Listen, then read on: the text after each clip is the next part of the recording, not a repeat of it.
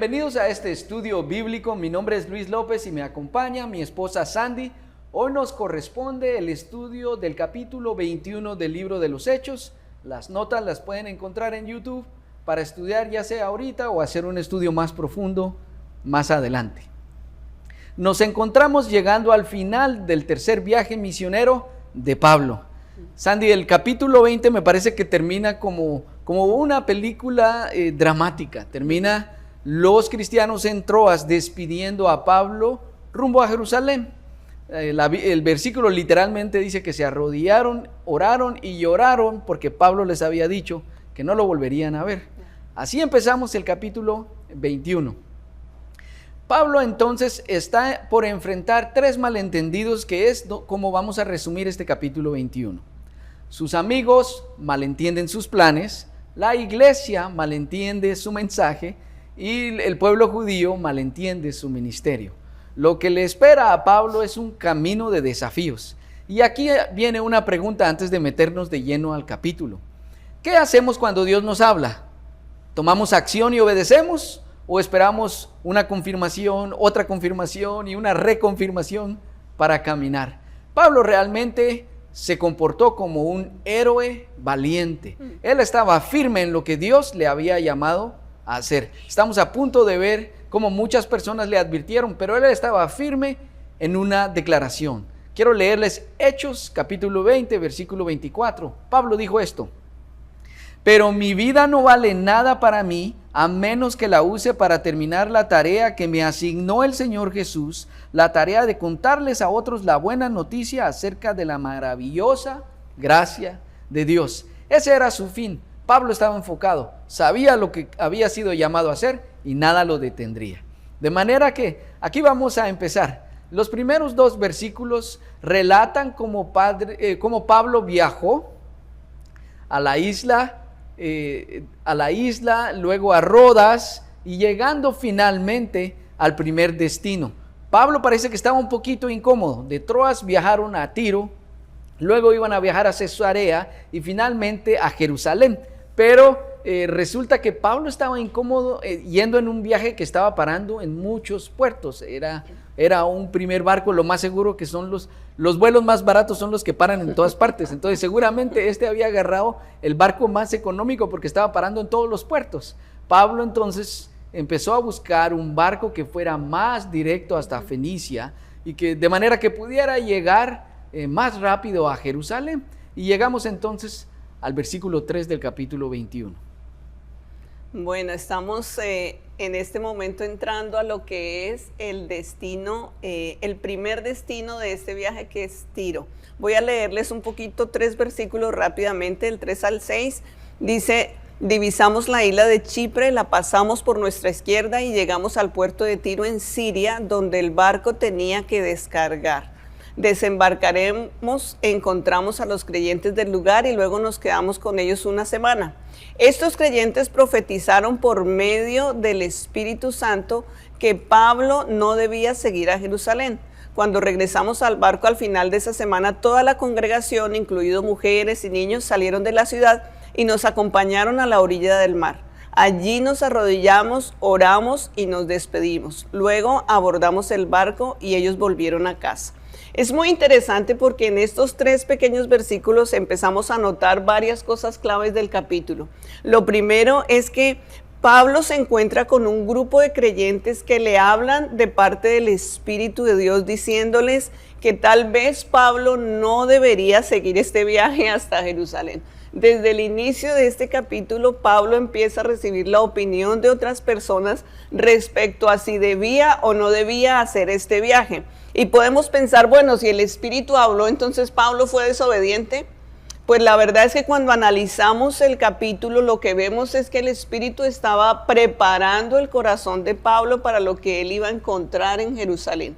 Definitivamente este no iba a ser un viaje fácil, no iba a ser una bienvenida muy agradable tal vez a la hora de llegar a Jerusalén, y Pablo tenía que estar preparado. Literalmente en ese tiempo se estaba viviendo una situación muy compleja, había continuamente amenazas de división, continuamente los judíos estaban haciendo querer valer lo que ellos consideraban importantes, que era el cumplimiento estricto de la ley.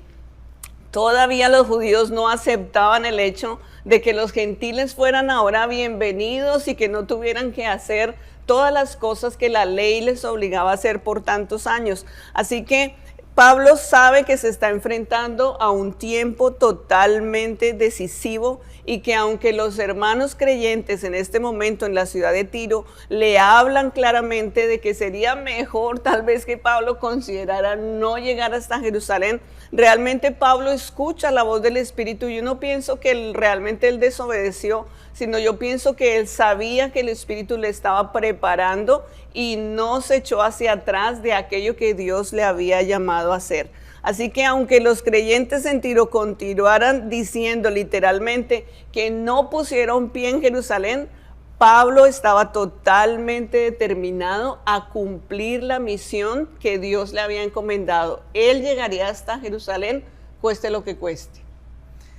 Entonces, pues nos encontramos con un Pablo definido, un Pablo enfocado en su caminar. Llegaron entonces a Cesarea, a la casa de Felipe.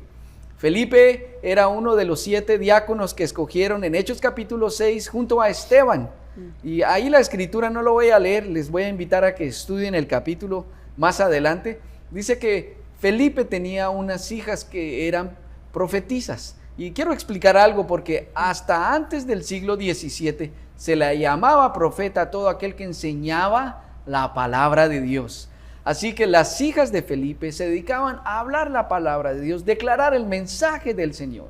Estando ahí, estaba descansando Pablo y llegó un profeta. Y quiero que me acompañen al versículo 11. Dice el 11 y el 12, dice así: se acercó un profeta Agabo, quien también tenía el don de profecía, se acercó, tomó el cinturón de Pablo y se ató los pies y las manos. Luego dijo: el Espíritu Santo declara, de esta forma será atado el dueño de este cinturón por los líderes judíos en Jerusalén y entregado a los gentiles. Cuando lo oímos, tanto nosotros como los creyentes del lugar le suplicamos a Pablo que no fuera a Jerusalén. ¡Qué tremendo! Entonces recuerden, versículo 21, en Troas lloraron y le dijeron: no vayas a Jerusalén, te va a ir mal. Luego en Tiro, acabó de leer Sandy, lo mismo, profetizaron por el Espíritu que iba a tener dificultades si realmente llegaba a Jerusalén. Y aquí Agabo le dice: el dueño de este cinturón va a terminar así, atado de manos y pies, y va a ser entregado a gentiles. Entonces, aquí viene una pregunta muy importante. Por eso hice la introducción. ¿Qué hacemos cuando Dios nos habla? A veces nos hacemos los locos o esperamos confirmación tras confirmación. Pero cuando Dios nos ha estado hablando algo, llega una profecía. Recuerdo que Sandy, mi pastor en Guatemala, nos decía: una profecía nunca debe ser la directriz para la toma de decisiones. Una profecía siempre debe traer claridad a algo que Dios ya me ha estado hablando. Debe confirmarme una directriz que Él ya me dio. Y en algunos momentos lo que nos va a dar es una preparación para lo que viene. Las profecías que había estado recibiendo no eran evitando que Pablo fuera. Realmente aquí podemos poner una situación en la mesa. Pablo, por más que era el profeta con más influencia en el mundo gentil, Pablo, por más que fue el autor de casi la mayoría del Nuevo Testamento, seguía siendo un ser humano. Tenía aciertos y desaciertos. No hizo todo perfecto. Así que podríamos decir que en contra tenía que muchos le advirtieron que no fuera a Jerusalén. Podríamos decir que también el Señor mismo fue el que le había mandado a salir de Jerusalén. Pero ahorita a su favor tenemos que Pablo había recibido un mandato del Señor. Y aprovecho para recordar una situación. Cuando Pablo se encontró con el Señor Jesús camino a Damasco y quedó ciego, Hechos 9:5, Pablo dice: ¿quién eres, Señor? Y le responde el Señor: soy Jesús, a quien tú persigues. Entra a la ciudad, ahí se te dirá qué hacer. Y recuerden, Pablo entró, estuvo 3 días sin comer, sin tomar, enmudecido, meditando. Luego Dios mandó a Ananías, y esto es lo que le dice a Ananías en Hechos capítulo 9, versículo 15. Ve y ora por Pablo, porque me es necesario que él me sea testigo ante gentiles, ante reyes y ante judíos. Era clave que Pablo terminara en Jerusalén, porque como saben y conocemos la historia, el resto de capítulos en Hechos, eso es lo que pasa. Pablo está ante Roma, ante reyes, ante autoridades y finalmente testifica ante judíos. No hubiera habido el cumplimiento de esta profecía si Pablo no hubiera caminado con firmeza. Pablo les dice: ¿por qué me acobardan? ¿Por qué me tratan de detener? Yo necesito cumplir aquello para lo cual Dios me ha llamado. Y quiero terminar este segmento diciendo esto: muchas veces Dios nos va a mandar a hacer algo. No quiere decir que va a ser fácil. Dios nos va a mandar a hacer algo. No quiere decir que no vamos a tener dificultades. Sandy, cuando José y María fueron a Belén, no encontraron dónde dormir. Ellos pudieron haber dicho: Dios, nos dijiste que vinieras, es tu hijo y no hay un lugar donde. Aún eso fue usado por Dios para el cumplimiento de la profecía en Miqueas capítulo 5. Entonces, a Dios no se le escapa nada de las manos, señores. Si nosotros caminamos fieles a lo que Él nos manda, Él siempre va a cumplir su promesa. De manera que ellos terminan diciendo: bueno, ya, ¿quién lo va a convencer? Haga lo que quiera, que sea la voluntad del Señor, y lo despiden. Entonces, salen rumbo a Jerusalén. Y me llama la atención lo que pasa, porque el primer encuentro que tiene es un encuentro muy amistoso. ¿Quieres contarnos un poquito de ese encuentro, Sam? Bueno, la verdad es que llega al destino final, que es Jerusalén. Después de tantas advertencias podríamos pensar, bueno, ya sabe a lo que se va a enfrentar, ¿no? Si el soldado ha sido advertido, ya sabe lo que va a encontrar en el territorio de guerra. Sin embargo, en esta sección, que es desde el versículo 15 al 17, me llama mucho la atención que el Señor manifiesta a través de la palabra y de la historia de Pablo la importancia del cuerpo de Cristo, porque la misión de Pablo hubiera sido imposible de cumplir si no hubieran habido creyentes en cada lugar a donde Pablo llegó, y que fueron creyentes entendidos de lo que estaba sucediendo, y cada uno hizo lo que tenía que hacer para que realmente Pablo cumpliera su misión.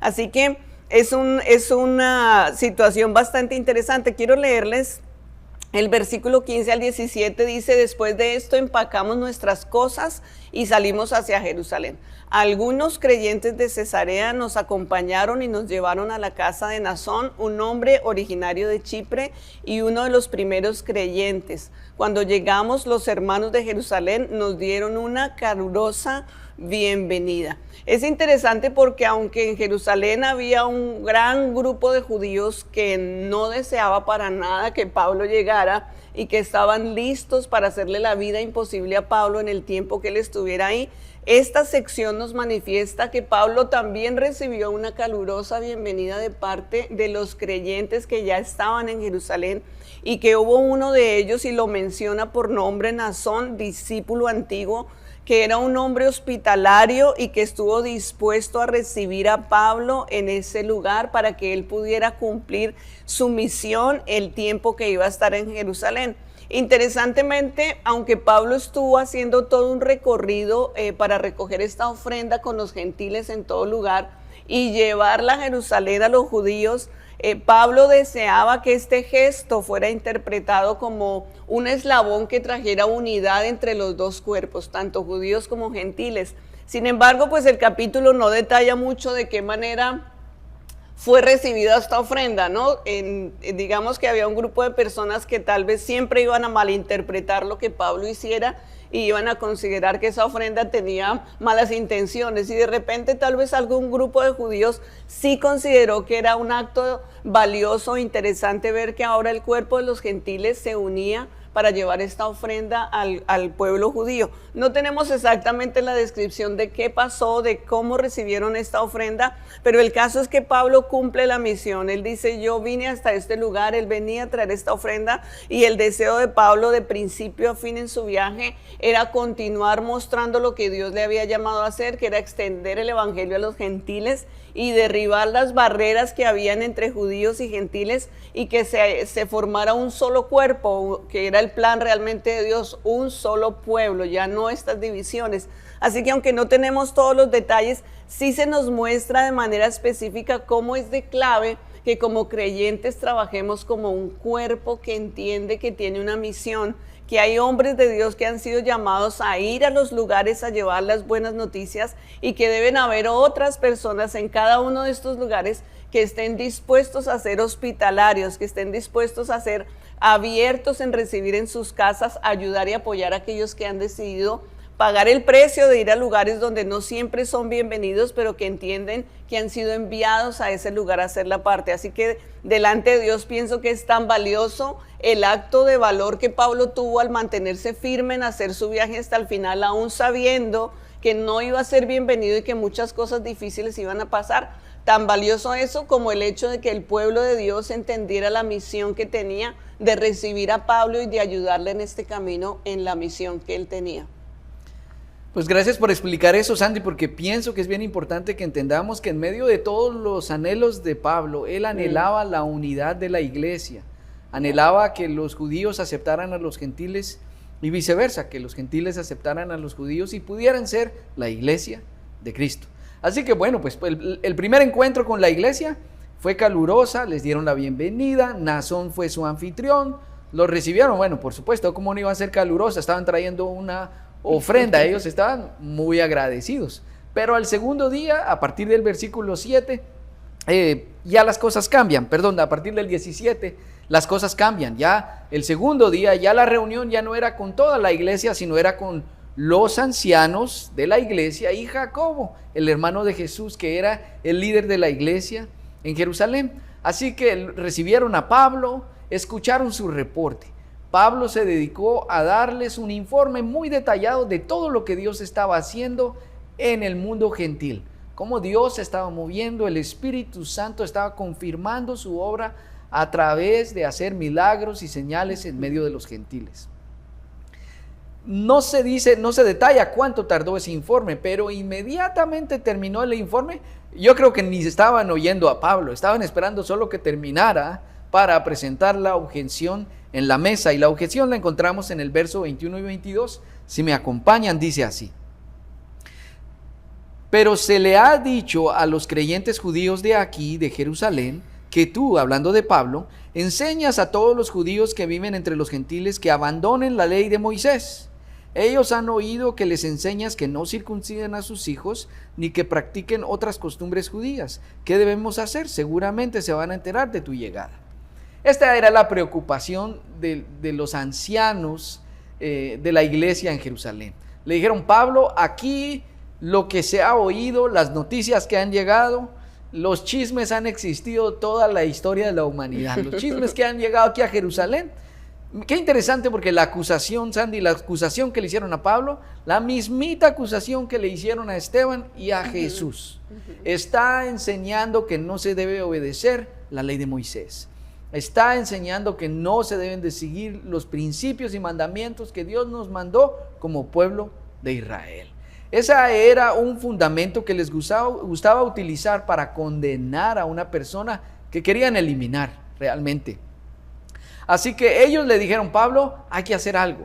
No queremos que haya un alboroto. Recordemos que estaban aquí a punto de empezar la fiesta de Pentecostés. Todavía más gente en Jerusalén de lo normal. Ellos querían evitar un tumulto, un problema, por los rumores que andaban acerca de Pablo y sus enseñanzas. Entonces los judíos le dijeron: Pablo, vamos a hacer algo para no causar alboroto. Vamos a hacer un drama. Bueno, no dijeron eso, yo estoy diciendo eso. Vamos a hacer un drama. Aquí hay 4 personas que están haciendo un voto. No dicen qué voto, pero por las características se entiende que es un voto nazareo. En Números capítulo 6 explican un poquito en qué consiste el nazareato. Nazareato era cuando una persona ofrecía por un tiempo establecido, determinado un intervalo de tiempo en el que se iba a apartar para Dios, iba a mantenerse en oración, no podía beber nada de vino ni ningún producto de la uva, no podía cortarse el cabello, no podía acercarse a ningún cadáver, incluso si durante su tiempo de votos moría su padre y su madre, no tenía autorización para acercarse, o se anulaba el voto que había hecho. Entonces, y al final tenía que dar como sacrificio 3 animales y raparse la cabeza. Así concluía el voto nazareo. Entonces le dijeron a Pablo, hay 4 hermanos que están haciendo el voto, ¿por qué no te unes a ellos? Y al final tú pagas por el sacrificio de todos. Imagínense, eran 3 por 4, son 12, más los 3 de Pablo, eran 15 animalitos que tenía que pagar Pablo, más la rapada de los 4. Pablo tenía que pagar bastante, pero era una representación al pueblo judío que él totalmente opuesto. Él no estaba enseñando que los judíos se rebelaran a las mismas leyes que les había dado Dios. Y bueno, pareció una buena idea, se presentaron al templo, dijeron que el término iba a ser 7 días, todo iba bien, aparentemente todo iba bien. El asunto que inquietaba al pueblo judío radical, abrazado a la ley, es el siguiente. Pablo ya no enseñaba una fe 100% apegada a la ley, porque él entendió que lo único que nos puede hacer salvos es el sacrificio de Jesucristo en la cruz. No es por obras, sino es por fe. Entonces Pablo le estaba explicando al pueblo judío que tenemos que ser firmes para aquellas cosas que son esenciales, para aquellas cosas que son eternas, pero debemos aprender a ser flexibles para aquellas cosas que no son esenciales y que no son eternas. Esto fue lo que inquietó realmente a los judíos. Ellos estaban aferrados a 100% la ley y solo la ley nos puede hacer salvos. En esto chocaron con Pablo y por eso no estaban agradados de la enseñanza de Pablo. Entonces, así fue como la iglesia tuvo malentendió el mensaje. Entonces ya vimos la primera parte, de los amigos de Pablo malentendieron sus planes porque ellos tal vez hasta lo criticaron por querer ir a Jerusalén. Aquí vemos que cuando habla con la iglesia malinterpretó el mensaje de Pablo. Pero aquí vamos entonces a llegar al tercer malentendido, que es la cúspide de este capítulo, y es cómo el pueblo de Israel, el pueblo judío, malentendió el ministerio de Pablo. ¿Quieres contarnos un poquito de esto, Sandy? Bueno, llegamos al meollo del asunto, al centro de la controversia. Los judíos malentienden o malinterpretan el ministerio de Pablo. Vamos en los versículos más o menos del capítulo 21, el versículo 27 al 33. No los voy a leer todos, pero quiero leer unas partes porque son realmente muy importantes para entender lo que estaba anidado en el corazón del pueblo judío. El versículo 27 dice: unos judíos de la provincia de Asia vieron a Pablo en el templo e incitaron a una turba en su contra. Lo agarraron mientras gritaban: hombres de Israel, ayúdennos. Este es el hombre que predica en contra de nuestro pueblo en todas partes y les dice a todos que desobedezcan las leyes judías. Habla en contra del templo y hasta profana este lugar santo, llevando gentiles adentro. O sea, era un recontrachisme. No era solo una pequeña acusación, sino que realmente el pueblo judío tenía tan anidado en su corazón que era la ley lo que era importante y no podían comprender cuál era la verdadera misión de Pablo, que para ellos lo realmente útil en ese momento era ver de qué manera podían hacer oposición a lo que Pablo estaba haciendo. Interesantemente, inician una turba, o sea, quiere decir que llaman a las multitudes, no era un grupo pequeño, era todo un pueblo, indisponiendo a todo un pueblo. Lo agarran a Pablo entre todos, o sea, lo querían linchar y realmente el propósito de ellos era matarlo. Igual que hicieron con Esteban, igual que hicieron con Jesús, alborotaron al pueblo mintiendo, porque dijeron: aquí está el hombre que nosotros buscamos, este es el hombre que anda predicando en contra nuestra. Eso no era verdad. Este es el hombre que anda diciéndole a todos que desobedezcan las leyes judías. Tampoco era verdad lo que estaban diciendo. Este es el hombre que habla contra el templo y que profana el lugar santo llevando gentiles. Tampoco les constaba esto, y es interesante porque en este tiempo el pueblo judío en el templo estaba dividido en atrios. Y estaba entre el atrio de los gentiles y los demás atrios había una pared. Y es muy interesante lo que estaba escrito sobre esta pared. Decía: Ningún extranjero puede entrar en la barricada que rodea el santuario y su recinto. Todo el que se ha hallado haciéndolo llevará sobre sí la culpa de su segura muerte. Imagínense ustedes entrar a un templo y encontrar una pared que declara este impedimento sobre tu vida, que dice, si tú te atreves a pasar esta pared, lo que te espera es la muerte. Esa era la ley. Y los judíos querían que esto siguiera siendo así. Por eso ellos malinterpretaron a Pablo y sacaron conclusiones en base a suposiciones. Porque lo que sucedió es que cuando Pablo llegó a Jerusalén, al siguiente día visitó el templo. ¿Qué fue lo que hizo el pueblo judío? Empezaron a maquinar suposiciones en su mente diciendo, si Pablo fue al templo y entró al templo, de seguro todos los gentiles que andaban con él también entraron, porque ellos podían reconocer, los judíos podían reconocer que Pablo estaba siendo eficaz con su trabajo. Eso es algo importante. Los judíos sabían que Pablo realmente estaba cumpliendo su misión. Los gentiles seguían a Pablo. Por eso ellos tenían esta conclusión sacada de suposiciones, diciendo, si Pablo entra al templo, de seguro los gentiles que siempre andan con Pablo también están entrando al templo, y por eso se atrevieron a decir esta acusación, decir, él está entrando a los gentiles a profanar nuestro templo santo. Es interesante mirar cómo muchas veces nosotros podemos armar chismes o murmuraciones o conclusiones a través de suposiciones, y el daño que esto puede hacer dentro del pueblo de Dios, porque a veces pensamos, bueno, es lógico suponer esto, pero realmente si no tenemos evidencia, como esta gente no tenía realmente una evidencia de que Pablo había entrado a los gentiles al templo, sino solamente asumieron que si Pablo siempre estaba con gentiles, de seguro había roto estas reglas dentro del templo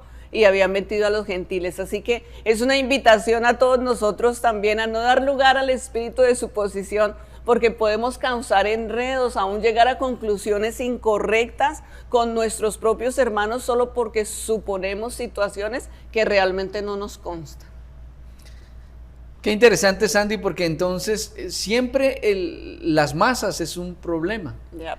Realmente la gente estaba ahí peleando con Pablo, pero la Biblia dice que se armó tal alboroto que tuvieron que avisarle a la guardia romana y tuvo que llegar el ejército romano.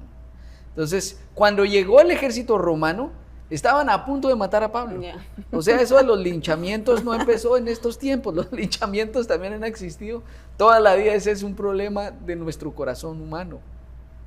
De tal manera que la gente estaba pegándole a Pablo justo antes de matarlo. Llegó la guardia romana y se detuvieron. Cuando Claudio pregunta, bueno, ¿y qué es lo que hizo este hombre? ¿Quién es? Nadie supo decir nada. O sea, la gente solo estaba...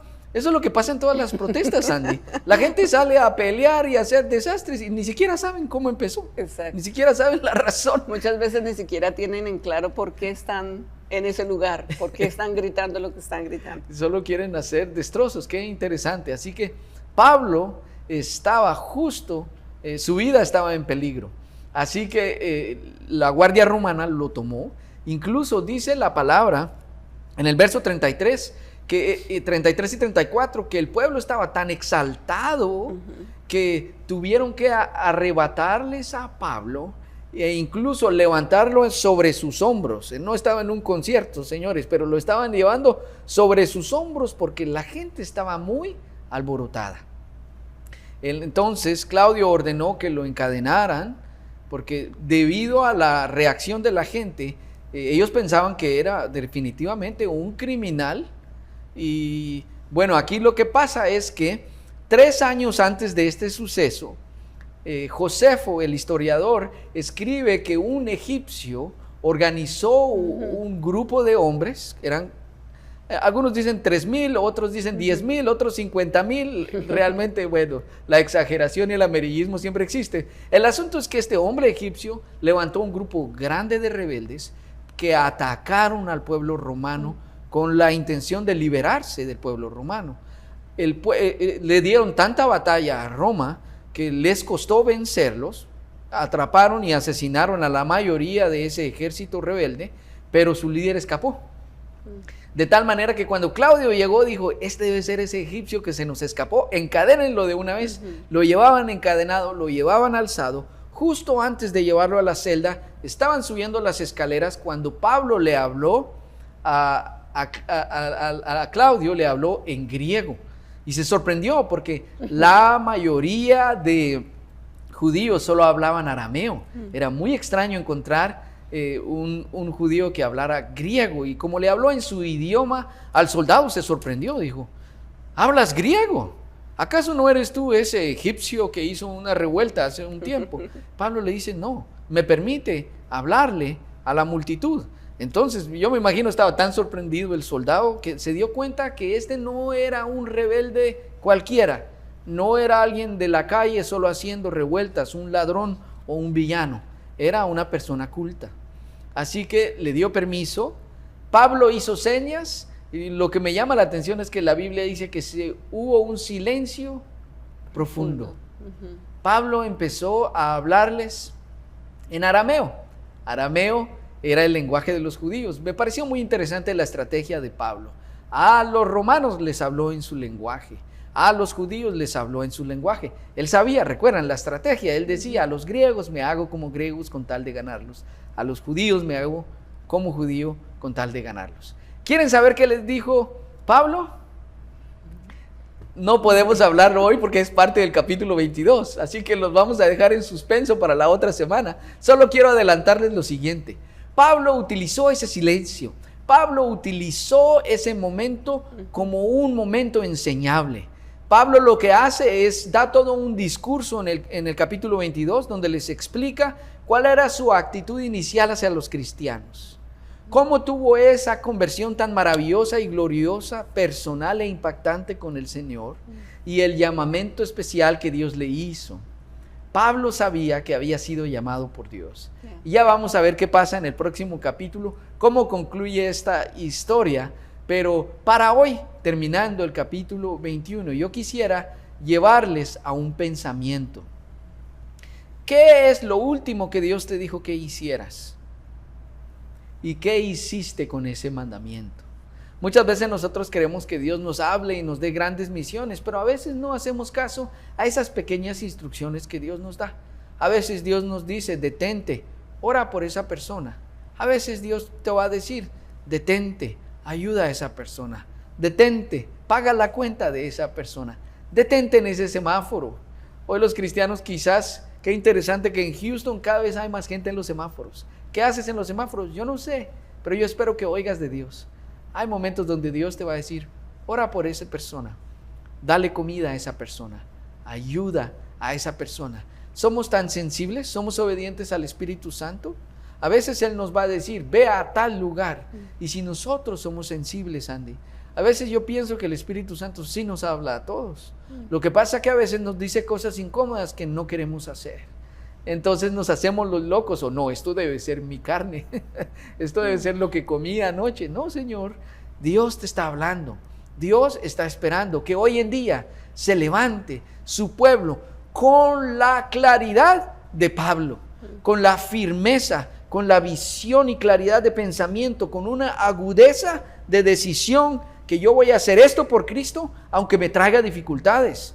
Voy a testificar de Cristo, aunque pierda amistades. Voy a hablar de Cristo, porque es lo que Él me llamó a hacer. Voy a orar por un enfermo, porque es lo que Él espera que yo haga. Voy a vivir como cristiano y voy a hacer todo lo que me llamó a hacer como un creyente, porque eso es lo que glorifica su nombre, porque eso es lo que da el mover de su Espíritu Santo a través de mis manos, a través de mi boca.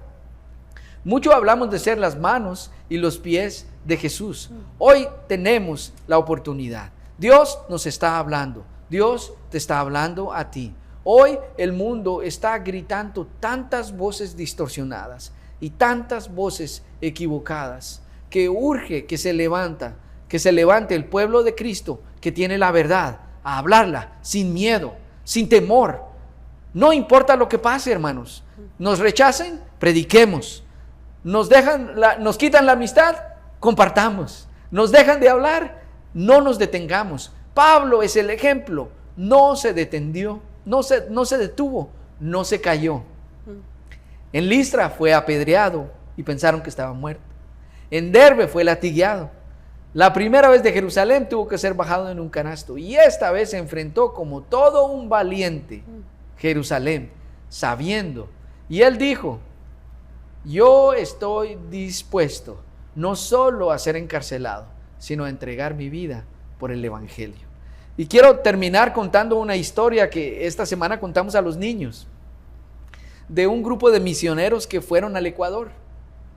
Ellos, Jim Elliot, tenía una carga muy fuerte por llevar el Evangelio a los Aucas. Y viajó a Ecuador, aprendió el quechua, aprendió el español, aprendió la cultura. Su corazón era predicar a los Aucas. El único problema es que los Aucas era una tribu en lo profundo de la selva que se caracterizaba por ser muy violentos. Esa tribu asesinó a otras tribus para sobrevivir. Era una tribu que nadie se atrevía a acercar. Jim Elliot, sin embargo, tenía un llamado de Dios. Él reclutó a otros 4 misioneros. Fueron 5 familias misioneras que se mudaron a vivir a Ecuador.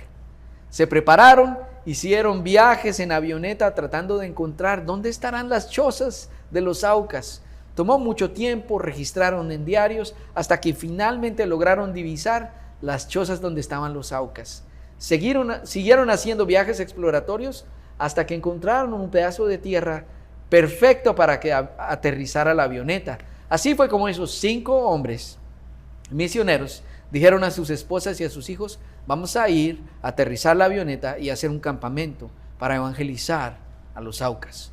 Era algo valiente. Nunca nadie se había acercado a ellos porque eran violentos.